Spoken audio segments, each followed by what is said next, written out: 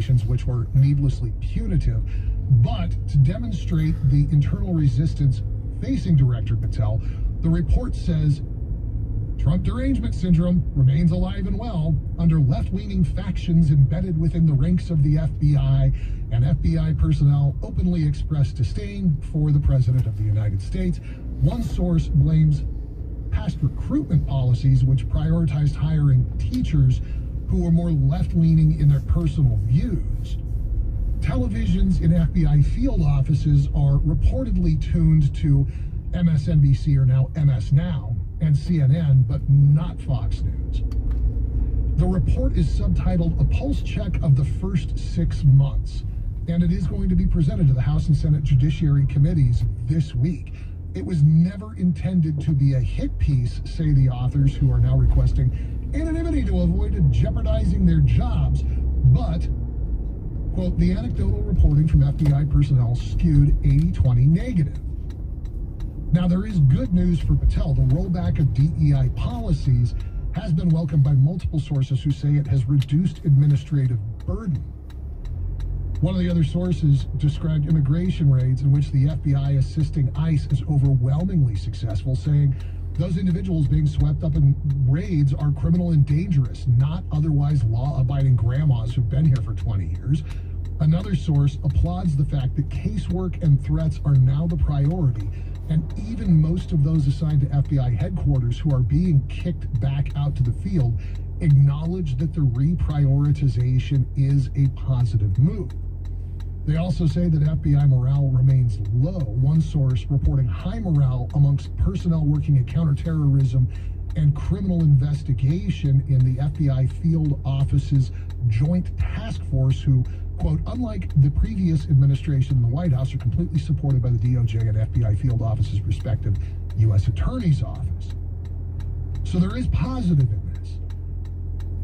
You've got reports that operational effectiveness is improving because prosecutors are being used more aggressively, and that Patel's firing of senior executives deemed complicit in past abuses, is welcome. But one source says the reforms haven't actually gone deep enough and need to be brought to the mid-management level. So Kash Patel getting 80-20 report here, like they said. Patel is the least law enforcement experienced director of the FBI, I suspect, in its history. He's not a stupid man, but he may be out of his depth.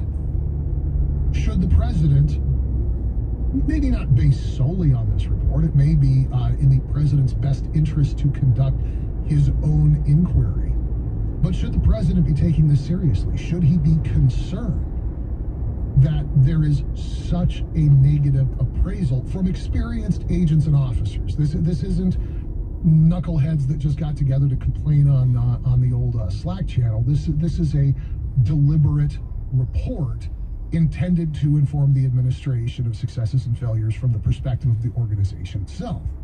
Should President Trump be reconsidering Patel? Bongino, I'm a little bit of a coin flip on. Anybody who's surprised that the guy who leveraged his time in service to become a podcaster and a Fox News host, being a little over concerned with his public image, hasn't been paying attention. But he's the deputy director, and some awareness of how to engage with the public is beneficial to the FBI. Patel has never had the success that Bongino has in making inroads in conservative media. It's not because he's not capable, but he may be out of his depth here, if this report is an accurate reflection of his time in service. Does the president need to investigate more? Or is this one of those things that can be kind of set aside at the discretion of the commander-in-chief until there is evidence of the FBI failing to get the job done? Yeah, they complain about the Charlie Kirk incident or the Provo, Utah arrival, and at the same time, there is a suspect in custody. There is a substantial body of evidence against that suspect that has been collected.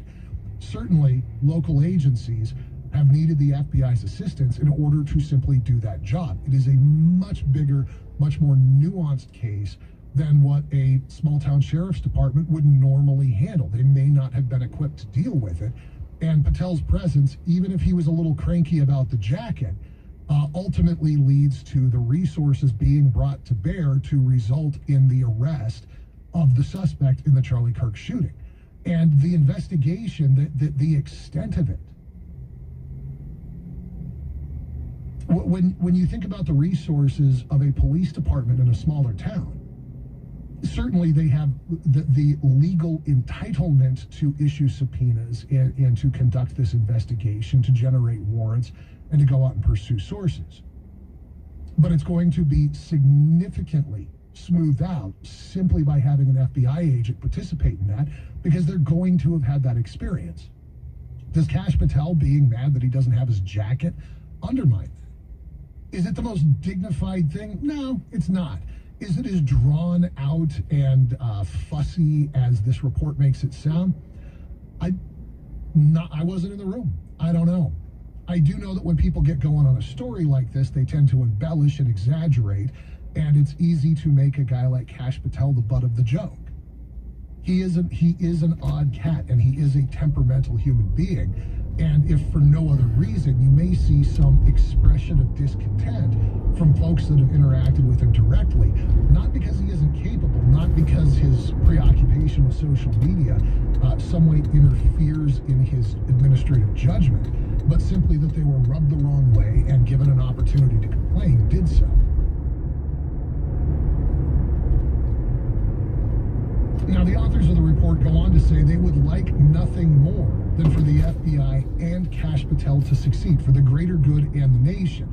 But they say that redemption and resurrection of this proud agency will never be achieved unless there's full transparency to expose critical cultural and operational deficiencies. They conclude by advising the, as it's said here by the New York Post, they conclude by advising the notorious thin-skinned Patel and Bongino to heed the criticism if they want to succeed. Now, I've only very briefly ever been in management. I do not have the temperament for it. I know that about myself. I'm never going to be a good manager. I have a very hard time directing people. I have a very hard time constructively criticizing. It's just not in my toolkit. I would never take a job like this. I would never take a management job that wasn't absolutely necessary to my survival, because I know that I can't do it. But in terms of heeding criticism, I mean, our company, this company that I work for, Cumulus Media, I think it's either every quarter or every 6 months. I can't quite remember. They call it the culture survey.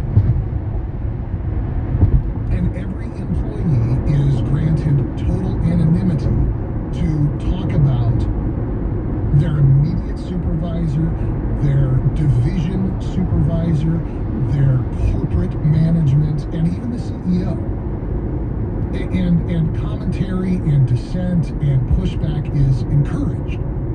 Not in a belligerent way, but in the sense that if the C-suite knows what's happening in these individual offices, they're going to have a better idea of who's here to play to win, who's here to find a stepping stone to the next job, what's going to be actually useful in terms of staffing and equipment and that sort of thing. And there is a thoughtful and deliberate approach to that feedback. Now, are there people, I mean, my goodness, in radio, can you imagine? In time, every one of us, there is a little that you've got any business hanging out and talking to as many people as we get to talk to, and that anybody cares. You've got to be a little bit crazy to do it. Myself, adamantly included in that. So are there people that respond to those surveys with crankiness, with hostility, with belligerence, with nothing but criticism? Absolutely. It is inevitable. Are those the only people that get hurt?